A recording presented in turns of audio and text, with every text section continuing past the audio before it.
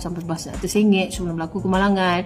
Dan pembelaan juga boleh menggunakan saksi-saksi ini tadi ya. Dia bukan 3 orang ni saja, saksi mata yang lain yang pada kejadian tu pun boleh dipanggil. Untuk Seksyen 41 Akta Pengangkutan Jalan Raya ni, apa hukuman dia? Hukuman dia ada sebut di situ untuk kesalahan kali pertama. Kalaulah kali pertama kita memandu sehingga menyebabkan kematian kepada orang, hukuman dia penjara, tak kurang dari 5 tahun. Ni kali pertama. Maknanya titik tolak dia, kalau kita salah, disabitkan kesalahan ataupun kita mengaku salah, maka tak kurang dari 5 tahun. Starting dia 5 tahun. Boleh sehingga 10 tahun.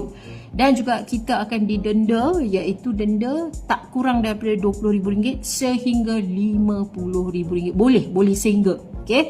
Ni kesalahan kali pertama. Dan kesalahan kita tu dia akan di-endorse dekat kita punya lesen. Dan kita akan kehilangan kelayakan memandu, lesen kelayakan